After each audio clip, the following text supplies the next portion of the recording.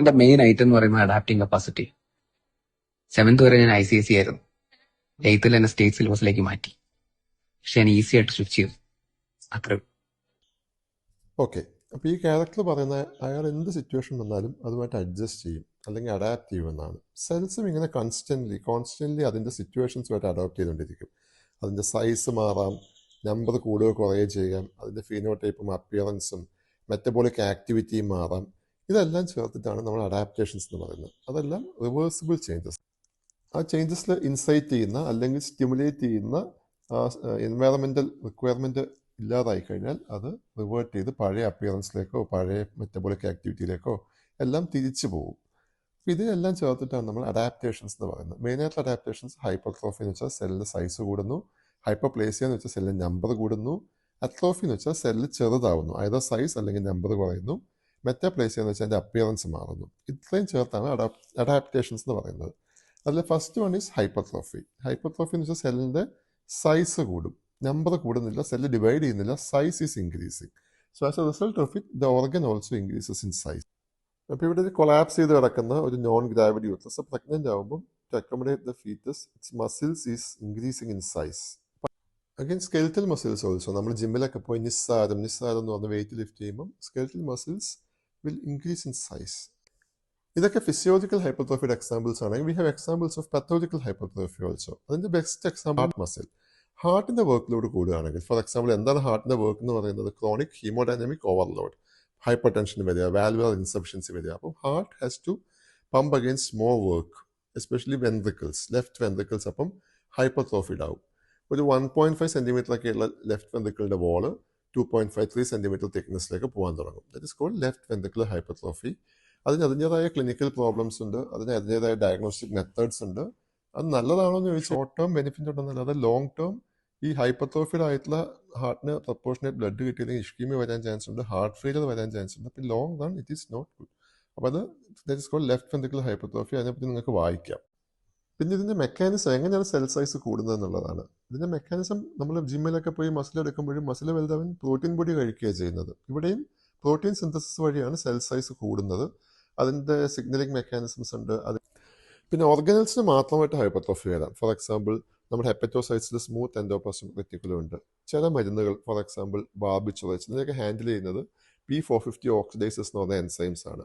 അപ്പോൾ ഇത് സ്ഥിരമായിട്ട് കഴിക്കുന്നവർക്ക് സ്മൂത്ത് എൻഡോപ്ലാസ്മിക് റെറ്റിക്കുലം ഹൈപ്പർട്രോഫി അടിക്കും. ഈ ഡ്രഗ്സിനെ മെറ്റബോളൈസ് ചെയ്യാനുള്ള കഴിവ് കൂടും. അപ്പോൾ ഡ്രഗ് എത്ര കഴിച്ചാലും അത് എഫക്റ്റീവ് അല്ലാതെ വരും. അപ്പോൾ അതിനെക്കുറിച്ച് കൂടുതൽ ഫാർമക്കോളജിയിൽ വായിക്കാം. ഹൈപ്പർപ്ലേസിയ എന്ന് വെച്ചാൽ സെൽസിൻ്റെ നമ്പർ കൂടുകയാണ്, സെൽസ് ഡിവൈഡ് ചെയ്ത് നമ്പർ കൂടുന്നു. അപ്പോൾ വലുതാവുന്നത് ഹൈപ്പർട്രോഫി, പലതാവുന്നത് ഹൈപ്പർപ്ലേസിയ. എങ്ങനെയാണ് നമ്പർ കൂടുന്നതിൻ്റെ സ്റ്റിമുലസ് എന്ന് വെച്ചാൽ ഫിസിയോളജിക്കലി പത്തോളജിക്കലി ഉണ്ട്. ഫിസിയോളജിക്കലി മിക്കതെല്ലാം ഹോർമോണലാണ്. ഫോർ എക്സാമ്പിൾ ബ്രസ്റ്റ് വലുതാവുന്നു ലാക്ടേഷൻ സമയത്ത്, പ്രഗ്നൻസിയുടെ സമയത്തൊക്കെ ഹോർമോണൽ എഫക്റ്റിൽ ബ്രസ്റ്റ് വലുതാവുന്നു. അല്ലെങ്കിൽ ഒരു മെൻസ്ട്രൽ സൈക്കിൾ എടുത്ത് കഴിഞ്ഞ അടുത്ത മെൻസ്ട്രേഷൻ ആകുമ്പോഴത്തേക്കും എൻഡോമെട്രിയം പ്രൊലിഫറേറ്റ് ചെയ്യുന്നു. ഇതെല്ലാം ഫിസിയോളജിക്കലാണ്. അതുപോലെ ഓൾഡ് ഏജിൽ പ്രോസ്റ്റേറ്റ് വലുതാവുന്നു. അപ്പോൾ ഇതെല്ലാം ഹോർമോണലാണ്. ആക്ച്വലി ബ്രസ്റ്റ് വലുതാവുന്നു പ്രഗ്നൻസി സമയത്ത്, ലോബ്യൂൾസ് നമ്പർ കൂടുന്നു, അപ്പോൾ മിൽക്ക് സെക്രേറ്റ് ചെയ്യാൻ പറ്റുന്നു. ഇതെല്ലാം ഹോർമോണലാണ്. പിന്നെയുള്ളത് കോമ്പൻസേറ്ററി ഹൈപ്പർപ്ലേസിയാണ്. ഫോർ എക്സാമ്പിൾ നമ്മൾ പാർഷ്യൽ ഹെപ്പാറ്റക്ടമി, ലിവറിന് ഒരു പാർട്ട് എടുത്ത് കളഞ്ഞു കഴിഞ്ഞാൽ കുറെ കഴിയുമ്പോൾ ലിവറിൻ്റെ മാസ് സെയിം ആയിരിക്കും. നമ്മുടെ പഴയ കഥയിൽ പ്രൊമത്യൂസ് തീ മോഷ്ടിച്ചുകൊണ്ട് വരും. അപ്പോൾ ഒരു ഈഗിളിനെ വിടും കേഴ്സായിട്ട്. ഈഗിൾ രാത്രി വന്ന അയാളുടെ ലിവർ തന്നു, രാവിലെ ഇതിപ്പോൾ കഥയാണ്. കഥ എന്തായാലും ലിവർ സെൽസ് റീജനറേറ്റ് ചെയ്ത് പുതിയ ലിവർ സെൽസ് ഉണ്ടാവും. Liver has immense capacity to regenerate. അതുപോലെ തന്നെയാണ് കിഡ്നി. ഒരു കിഡ്നി നമ്മൾ റിമൂവ് ചെയ്തിട്ടുണ്ടെങ്കിൽ അല്ലെങ്കിൽ ഒരു കിഡ്നി നോൺ ഫങ്ഷണൽ ആയി കഴിഞ്ഞാൽ ഓപ്പോസിറ്റ് സൈഡിലെ kidney will increase in size. ഇതെല്ലാം എന്താണ്? ഇതെല്ലാം കോമ്പൻസേറ്ററി ഹൈപ്പർപ്ലേസിയസിൻ്റെ എക്സാമ്പിൾസ് ആണ്. പത്തോളജിക്കൽ ഹൈപ്പർപ്ലേസിയയുടെ മേജർ റീസണും ഹോർമോണലാണ്. Best example is endometrial hyperplasia. നമുക്കറിയാം ഒരു മെൻസ്ട്രൽ സൈക്കിൾ കഴിഞ്ഞ് എൻഡോമെട്രിയം റീജനറേറ്റ് ചെയ്യുമ്പോൾ ഈസ്ട്രൈൻ്റെ എഫക്റ്റ് ഉണ്ടാവും. Sometimes it becomes unbalanced. ഈസ്ട്രൈൻ്റെ എഫക്റ്റിൽ എൻഡോമെട്രിയം നമ്പർ വല്ലാതെ കൂടാൻ തുടങ്ങും. That is called endometrial hyperplasia. ഇതിൽ ഹോർമോണൽ ഇംബാലൻസ് ആണ്. It is one of the commonest causes of menstrual bleeding. അപ്പോൾ ഞങ്ങളത് ഫീമെയിൽ ജെനിറ്റൽ സിസ്റ്റം പഠിക്കുമ്പോഴും ഗൈനക്കിലേക്ക് എത്തുമ്പോഴും അത് വളരെ ഇമ്പോർട്ടൻ്റ് ആയിട്ട് ഞങ്ങൾ പഠിക്കും. ഒരുപാട് യൂറിനറി ഫ്രീക്വൻസി, യൂറിനറി പ്രോബ്ലംസ് ഉണ്ടാക്കുന്ന ഒരു common disease, one of the commonest disease ആണ് prostatic hyperplasia, often called benign prostatic hyperplasia. ഇപ്പോൾ hypertrophies increase in size, hyperplasias increase number of cells. നമ്മളിങ്ങനെ പറയുന്നുണ്ടെങ്കിലും ഇത് രണ്ടും often goes hand in hand. She is pregnant. Gravid uterus 13 വീക്സിൽ അതിൻ്റെ size 7 × 4 × 3 centimetres ആയിരുന്നു. At around term delivery എടുക്കുമ്പോൾ uterus on scan is 34x18x12 cm. എന്തായിരിക്കും ഇതിലെ മെയിൻ കോൺട്രിബ്യൂട്ടിംഗ് ഫാക്ടർ? നമ്മൾ ഓൾറെഡി ഡിസ്കസ് ചെയ്തു. മയോമെട്രിസിലെ smooth muscle cells they have undergone hypertrophy. ഇത് കൂടാതെ some element of endometrial hypoplasia also. Lining cells കുറച്ച് ഹൈപ്പോപ്ലേസിയ ആയിരിക്കും. അതേപോലെ തന്നെയാണ് പ്രോസ്റ്റേറ്റ്. നമ്മൾ ബിനൈൻ പ്രോസ്റ്റാറ്റിക് ഹൈപ്പോപ്ലേസിയ എന്ന് പറയുമ്പോഴും smooth muscle cells undergo hypertrophy as well. Major element is hypoplasia. പക്ഷെ there are some cells in the body which cannot undergo hyperplasia. That is very important. Skeletal muscle cells are the best example. Cardiac muscles cannot undergo hyperplasia. Why? Because these cells, once they are adult cells, once they are terminally differentiated, അതിന് further division പറ്റില്ല. These two cells can usually undergo only isolated hypertrophy and there is no scope for hyperplasia. ചില ജിമ്മിൻ്റെ ഒക്കെ പരിസരത്ത് hyperplasia അവർ ഉണ്ടാക്കി കൊടുക്കുന്നത് പറയുന്നുണ്ട്. ആ സ്റ്റേജിലൊന്നും നമ്മൾ എത്തിയിട്ടില്ല. ഇനി അട്രോഫി എന്ന് പറഞ്ഞാൽ സെല്ലിൻ്റെ സൈസ് കുറയുകയാണ്. Can be due to reduction in cell size or reduction in cell number. For example physiological atrophy, thymus ഒക്കെ ചെറുതായിട്ട് പോകും.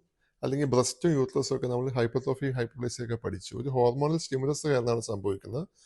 Once that hormonal stimulus is withdrawn, ഇപ്പോൾ പാർച്ചുറേഷൻ കഴിഞ്ഞാൽ, അല്ലെങ്കിൽ പ്രഗ്നൻസി കഴിഞ്ഞാൽ, ലാക്ടേഷൻ കഴിഞ്ഞാൽ അത് ഷ്രിങ്ക് ചെയ്യാൻ തുടങ്ങും. This are examples of physiological atrophy. Pathological അട്രോഫിയുടെ എക്സാമ്പിൾസ് എന്താ? പത്തോളജിക്കൽ അട്രോഫി എങ്ങനെ ഉണ്ടാവുന്നത്? ഏറ്റവും ബെസ്റ്റ് എക്സാമ്പിൾ ഡിസ്യൂസ് അട്രോഫിയാണ്. നമ്മൾ ബ്രെയിൻ ഉപയോഗിക്കാതെ കാൽക്കുലേറ്റർ ഒക്കെ ഉപയോഗിച്ചാൽ ബ്രെയിൻ ഞങ്ങൾ ചുരുങ്ങി പോകുന്നൊക്കെ വീട്ടിൽ പറയും. അതൊരു തമാശയായിട്ട് പറയുന്നതാണെങ്കിലും ശരിക്കും ഡിസ്യൂസ് അട്രോഫി മസിൽസിന് വരാം. ഫോർ എക്സാമ്പിൾ മസിൽ ഉപയോഗിക്കാതെ വരികയാണെങ്കിൽ പ്രൊലോങ് ബെഡ് റെസ്റ്റ് അല്ലെങ്കിൽ പ്ലാസ്റ്റർ കാസ്റ്റ് ഒക്കെ ഇട്ട് ഫ്രാക്ചർ ചെയ്യുന്ന കിടക്കുമ്പോഴൊക്കെ മസിൽ അട്രോഫി വരാം. പെട്ടെന്ന് അട്രോഫി തുടങ്ങും. അത് നമ്മൾ ക്ലിനിക്സിൽ അതെങ്ങനെ മെഷർ ചെയ്യുന്നൊക്കെ പഠിപ്പിക്കും. അതേപോലെ മസിലിലേക്കുള്ള നെർവ് കട്ടായി കഴിഞ്ഞാൽ ഡിന്നർവേഷൻ അട്രോഫി വരാം. ബ്ലഡ് സപ്ലൈ കുറഞ്ഞു കഴിഞ്ഞാൽ ബ്രെയിന് പലപ്പോഴും പറ്റുന്നതാണ്. ബ്രെയിനിലേക്കുള്ള ബ്ലഡ് സപ്ലൈ ഒക്കെ കുറഞ്ഞ് ഓൾഡ് ഏജ് ആകുമ്പോഴത്തേക്കും ബ്രെയിൻ ചുരുങ്ങും ശരിക്കും. പിന്നെ ഇൻഅഡിക്വേറ്റ് ന്യൂട്രീഷൻ ഭയങ്കര ഇമ്പോർട്ടൻറ്റ് കോസാണ് അട്രോഫിയുടെ. മരാസ്മസ് ഒക്കെ വരുമ്പം നമ്മുടെ ബോഡിയിലേക്ക് സ്റ്റോഴ്സ് ഇല്ല, എനർജി സ്റ്റോഴ്സ് ഇല്ല. അവസാനം മസിൽ ഒരു സോഴ്സ് ഓഫ് എനർജി ആയിട്ട് ഉപയോഗിക്കാൻ തുടങ്ങും, ബാക്കി റിസർവ്സ് ഒന്നും ഇല്ലാതെ വരുമ്പോൾ. അപ്പോൾ ശരിക്കും നമ്മൾ ഈ എല്ലും തോലും ആവുക എന്ന് പറയുന്ന അവസ്ഥ വരും. മസിൽസ് ഒക്കെ ഡിപ്ലീറ്റഡ് ആവും. അതേപോലെ തന്നെ ക്യാൻസർ കാക്കക്സിയ എന്ന് പറയും. ക്യാൻസറിൻ്റെ ഫൈനൽ സ്റ്റേജസിലൊക്കെ സിവിയർ മസിൽ വേസ്റ്റിംഗ് ഒക്കെ വരും. ഇതൊക്കെ അട്രോഫിയുടെ എക്സാമ്പിൾസ് ആണ്. ഇനി ഡിസ്കസ് ചെയ്യാനുള്ള മെറ്റാപ്ലേസിയാണ്. മെറ്റാപ്ലേസിയ എന്ന് പറഞ്ഞാൽ ഈ പടത്തിൽ മോഷ്ടിക്കാൻ പോകുമ്പോൾ ദേഹത്ത് എണ്ണയും കരിയോലൊക്കെ തേച്ച് പോകുന്നത് കണ്ടില്ല. അതൊന്നും ആളെ മനസ്സിലാവാതിരിക്കാൻ, ഒന്ന് പിടിച്ചാൽ പിടി കിട്ടാതിരിക്കാൻ വേണ്ടിയാണ്. ഇതുപോലെ ഓരോ ആവശ്യം വരുമ്പോൾ സെല്ല് അതിൻ്റെ അപ്പിയറൻസ്, അതിൻ്റെ ഒരു ഫോമിൽ നിന്ന് വേറൊരു ഫോമിലേക്ക് മാറും. അതിനാണ് മെറ്റാപ്ലേസിയ എന്ന് പറയുന്നത്. അത് നമുക്ക് നെക്സ്റ്റ് സെഷനിൽ ഡിസ്കസ് ചെയ്യാം. മെറ്റാപ്ലേസിയ, ഡിസ്പ്ലേസിയ, അങ്ങനത്തെ ചേഞ്ചസ് ഒക്കെ.